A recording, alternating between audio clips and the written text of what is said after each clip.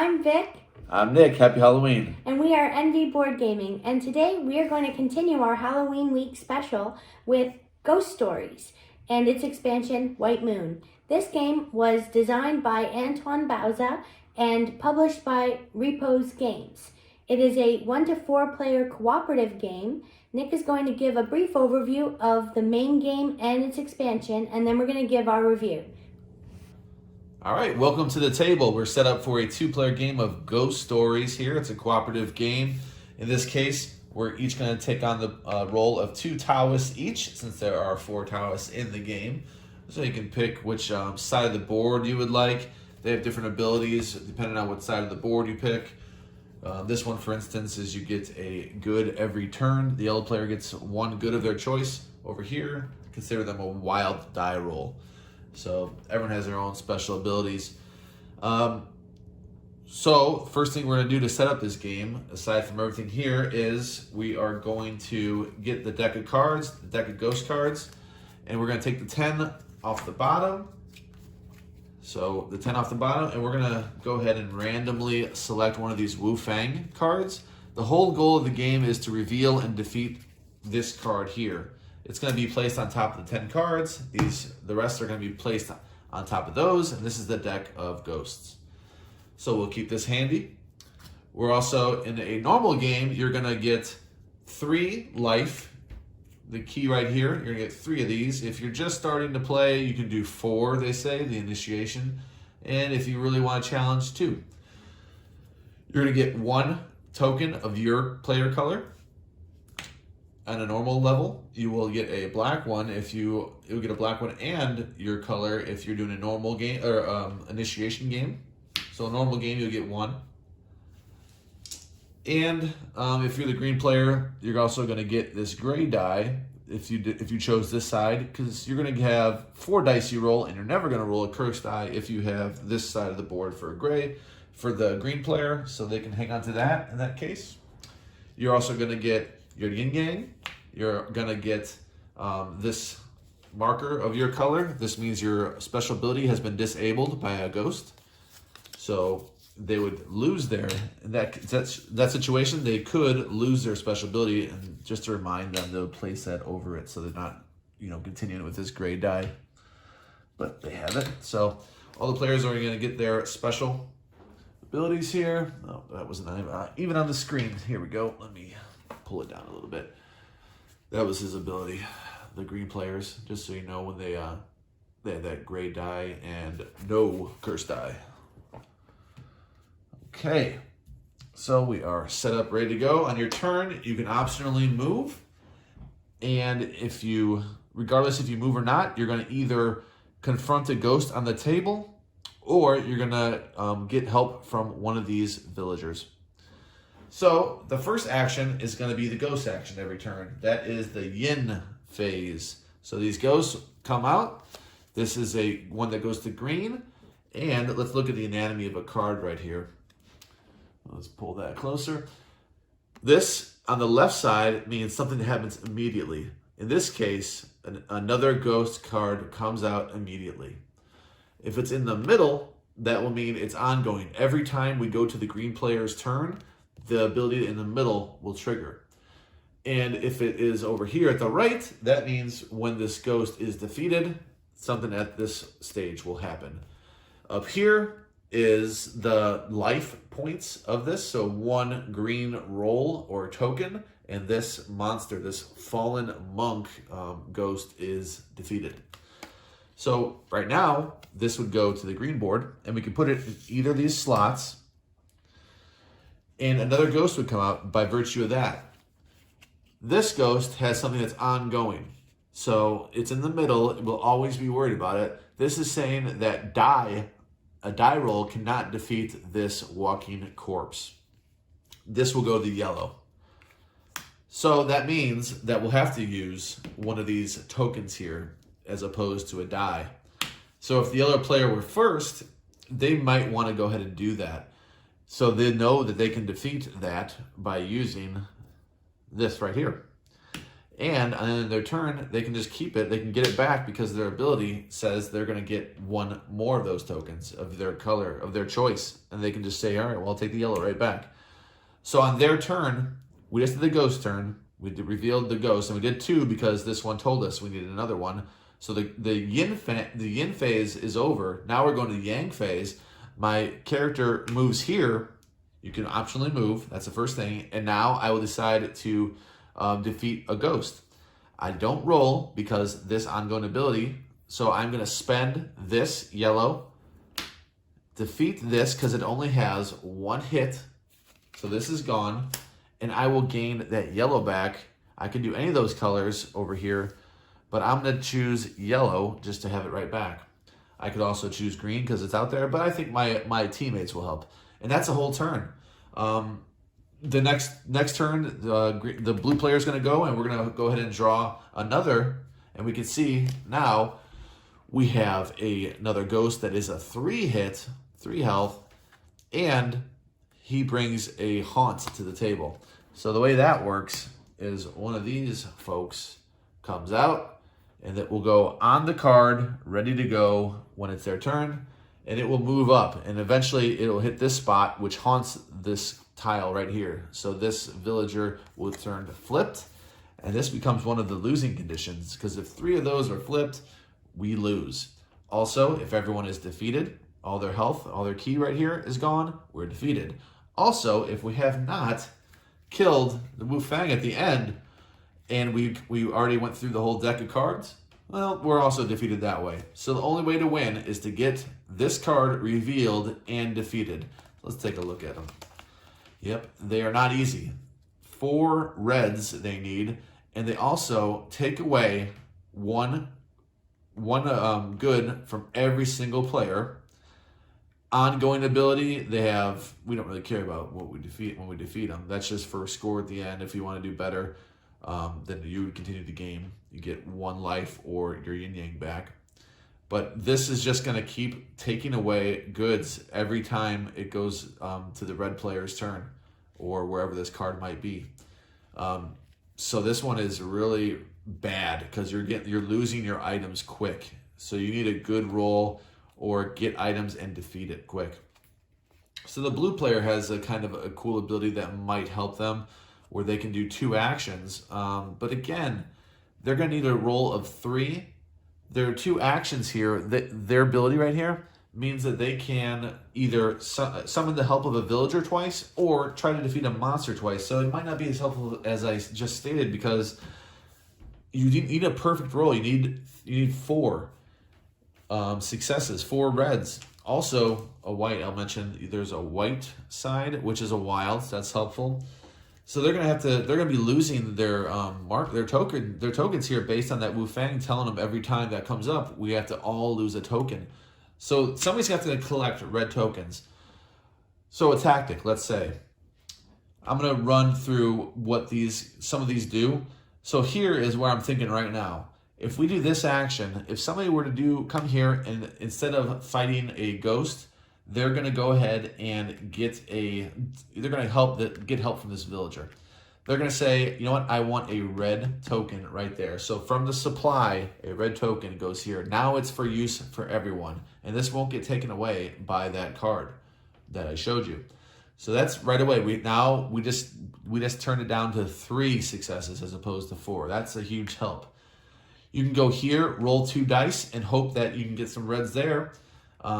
If you roll a white as well, you get to pick. So maybe you can get a red or 2 there. That'd be nice. So that's an action. There's different actions here. A Buddha could destroy other cards. If somebody were to collect a Buddha on their turn, they can later place it on a spot that they're adjacent to.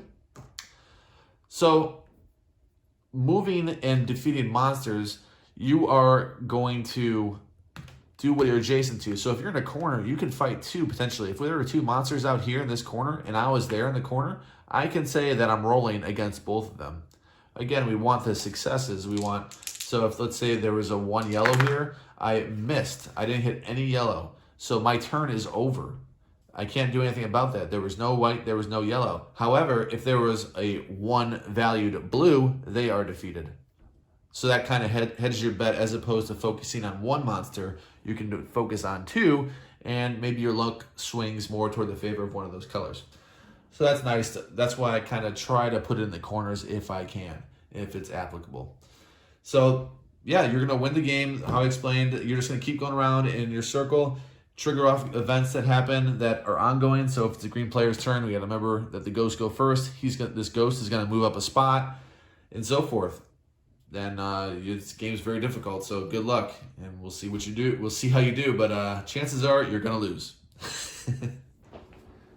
All right, we just actually finished a game here playing with the expansion. So I'm going to tell you a little bit about what this adds in the White Moon expansion. So we get these villagers in stacks of 3 on the board. Right now you can see some of them are depleted because, as I said, we did play and got beat pretty handily.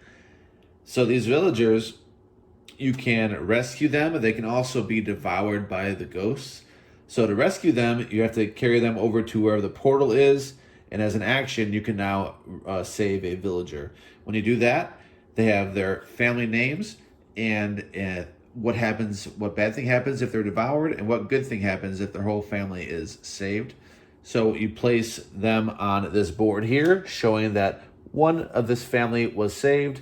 And it also has a number saying how many in the family are in this game. And if that will clear up, it is actually a 1. So in this case, we can go ahead and do this action, which is to gain this item. So you can gain items here. You're going to gain different bonuses if you are to save them. And you can see we had some unfortunate souls who have passed to the dark side, and they're going to have negative effects where you might lose a token for the rest of the game and different things like that. So these add a little bit more decisions to the game. And another one's kind of random. So you can see here and here, these, you won't get the positive effect until their whole family is saved. And you can see there's 3 of them in this family, and there is 2 of them in this family. So you want to make sure you can get all of the family in order to get your positive effects. The other thing, I'll go over what the Devour, since I mentioned that. That's that there are new cards that have a Devour ability here. So every turn of the yellow player is going to cause the person in front of them to be devoured, which will put them over on this board. And if 12 of them were ever to be devoured, you have a new losing condition as well. So that's the Devour symbol that was added. There's also this moon crystal that was added here. If I were to defeat this Vermin Lord, we would get a moon crystal on one of these pedestals right here. These can be used, there's a special ability, but they're mostly going to be used as a wild. So they treat them as any color that you wish. When you're fighting a ghost, you can spend them that way. You can gain them also when you roll dice to see what kind of tokens you're going to get. If you were to roll a white symbol, you can gain a moon crystal. Let's see. Another thing that is added, we have, what's her name? Su Ling. So when a negative effect happens, such as a Taoist dies, a tile haunts, this Su Ling, you can place her somewhere to block a haunt. So you can see she was right here blocking this haunt. So it helps them out a little bit. That's really most of what you're getting. You're getting these items too. Let's say you, like I said, when you can get that scroll, you can get this firework, and it shows in the back what it does. In this case, you're going to be able to use an ability of any of these people on the board without having to go to it. So you just spend the firework and do one of these abilities. So they have little items like that you can get from rescuing the villagers. So that's that. We'll tell you what we think.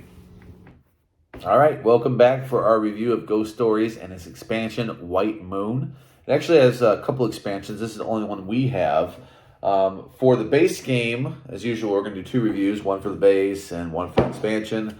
Base game, 8.5 for me. It's a game we've played actually quite a lot, base game-wise. We haven't played as much with White Moon. It's a little newer to us, but it's a good base game. a lot of exciting things when you get the rolls the way you're going to go and defeat multiple monsters at one time. That's always nice. It's just a nice game. It's a clean game. The base game is very clean. You don't have too much. It's very difficult, regardless, base game or not. Very difficult to win. We've won it twice ever, and we've played it quite a bit. And it's to the point where we won it twice, and for me, I'm like, did we even play it right? Because it's so difficult.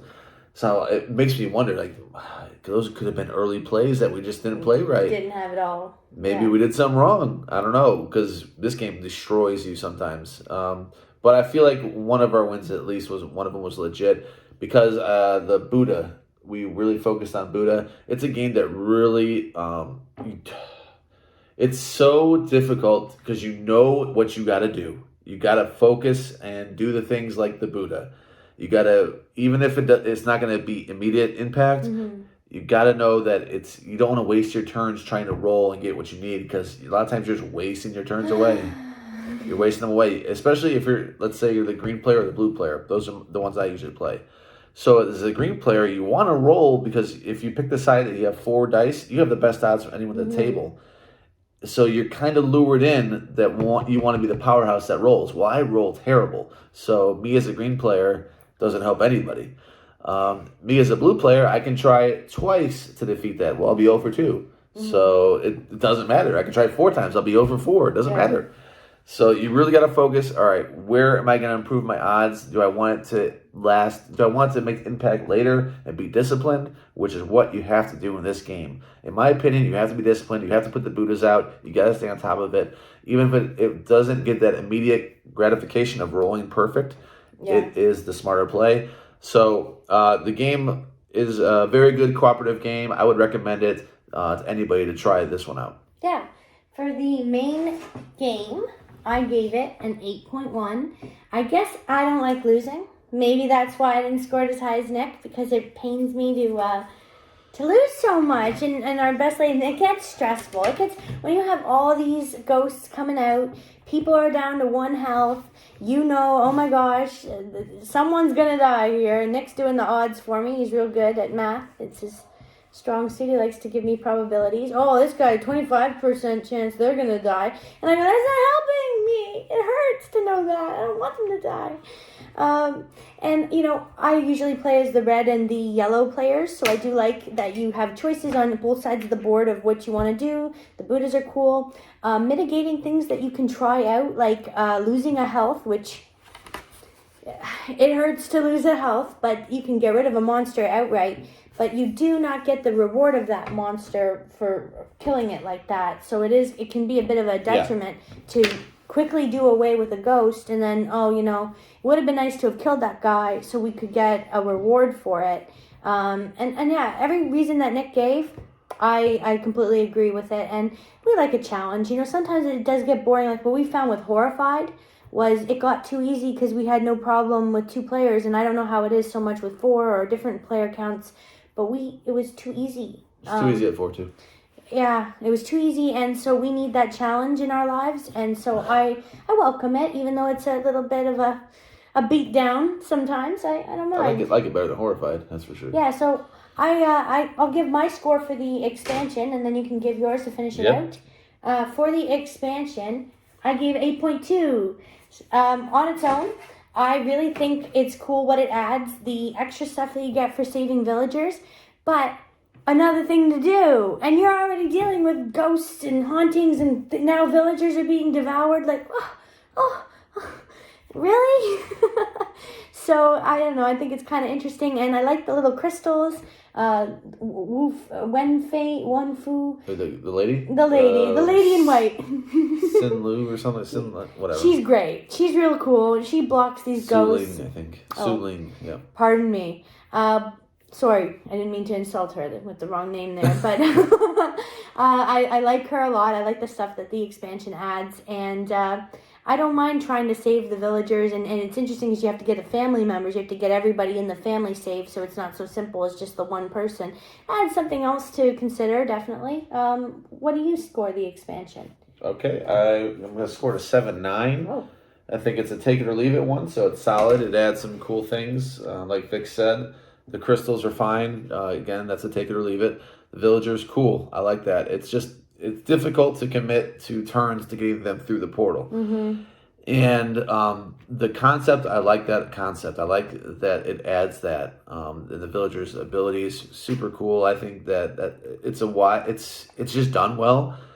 I just can't score it as high because there, like Vic said, there is already so much going on that I need to focus on these ghosts, and their abilities are so tempting. They're cool. It's just, do I have the time to actually devote my turn to dragging this person over here and having somebody else pull them through a portal? It's already a game that's demanding a lot of me. So points for the coolness of the abilities there. But then it adds the stress of your villagers getting devoured. And man, it's a tough one to score because you can see that the ideas here are cool and interesting. It's just that it was already too difficult. It was already too much going on. I don't know. I just couldn't reach the 8s. So I appreciated it for what it was trying to do. It just didn't hit a home run with me. Now, when you lose one of the family members, you have to take all of them. Is it futile then at that point? Like if you lose one Wu or one Feng or one, that's it, right? You need to get all the family members? What's your question? To get the bonus. To get the bonus, we have to have all the family members, yes. So, I mean, once you lose, somebody gets devoured. Well, the only reason to save them is now not to take the negative thing. Oh, yeah, because if everyone dies in that family. Yeah, and some families only have one. So that can be good for that can be good and bad, because if they get devoured, you lost it. But if you save them, you get the ability. And we did get somebody's loss because he had one family member and he died, and we lost the black token for the rest of the game. It's not a horrible thing, but it could be worse. There's one that you get another Wu Fang just pops right on the board. Wu Fang, boom. Wow. That is nasty. Like, oh my gosh. I was watching that one closely. This person's not going anywhere. But yeah. It is a beat down, like I said. And you know what? If you like pain and suffering, this is your game. Also, the worst, there was a Dice Tower one, a top 10, like worst, the most annoying characters or something. And first thing that popped in my head was Black Widow from Ghost Stories. And I think it was a crossover. Everyone agreed that Black Widow and Ghost Stories belongs on that list. If it wasn't a 3-way crossover, it was a 2-way for sure. I like it. I think Z and Tom agreed at least. Maybe even Sam, I'm not sure. But yeah, that one, no. That one's terrible. I hate the Black Widow, and there's 2 of them. Repos, it has a smiley little character on the box, but there's a lot of evil in there. Try it out. If you like a challenge and you don't like to just beat games willy-nilly, give it a try. Thanks so much for joining us today. Hope you will subscribe to our channel and like this video if you enjoyed it. Thank you. Have a nice Halloween. See ya.